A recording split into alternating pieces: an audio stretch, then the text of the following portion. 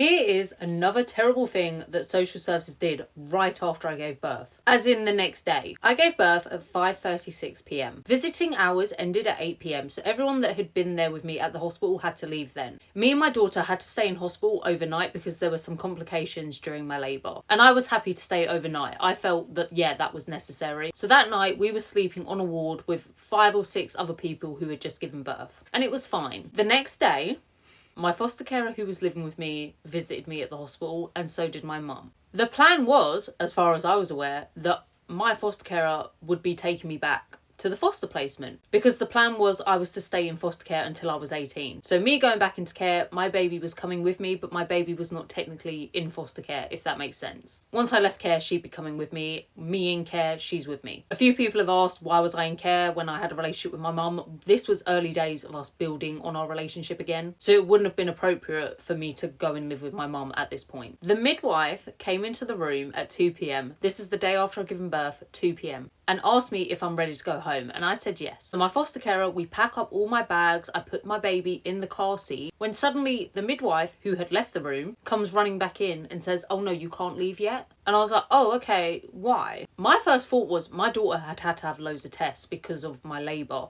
So my first thought was, oh, maybe the test results are bad.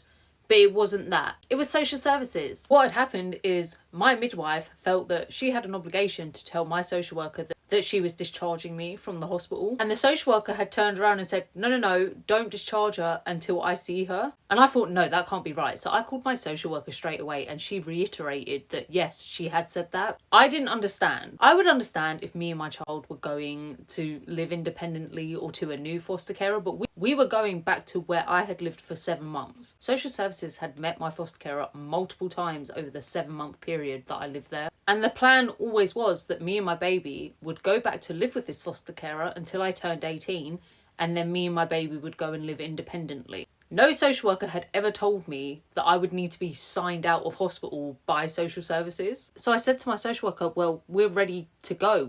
My baby's in the car seat. Can you come down and just let me leave? Social worker said, oh no, I'm busy today, sorry. Busy today. So I was like, well, I'm not gonna stay in hospital another night, so I'm just gonna go. I'm just gonna get Sandra, my foster carer, to take us home. I'd given birth without pain relief. I was still in agony. I just wanted to be at home. I just wanted my bed. I just wanted to be around my own toiletries. I wanted to go home. The social worker said, if you leave before I see you, I'll get the midwives to call the police.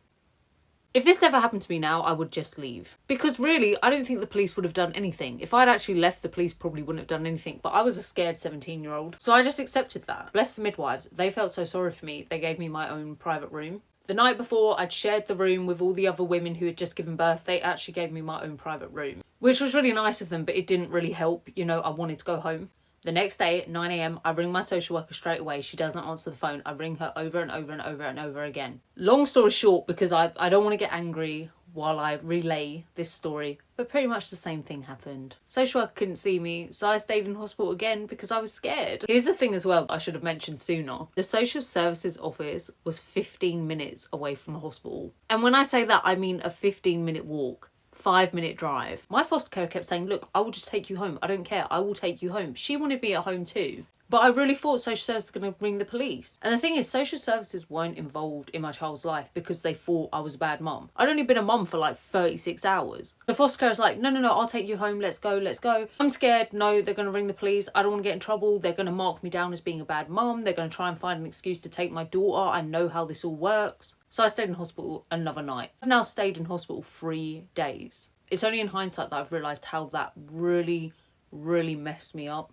I look back and I don't know how me and my daughter managed to bond in that time. That was the most stressful couple of days of my life. Anyway, the next day, I ring the social worker. She doesn't answer her phone. So I leave her a voicemail and I say, we're leaving the hospital. If you want to call the police, call the police. I don't care anymore. I'd had enough. Listen. Me and Sandra lived in Thornton Heath. That's where home was. That's where we were going back to. The hospital was about 40 minute drive away from Thornton Heath. Because I didn't want to give birth at Croydon Hospital, previously known as Mayday, aka Mayday. I didn't want to give birth in the Croydon Hospital. Imagine me and Sandra get back to the foster placement, with my baby. Social worker's waiting there.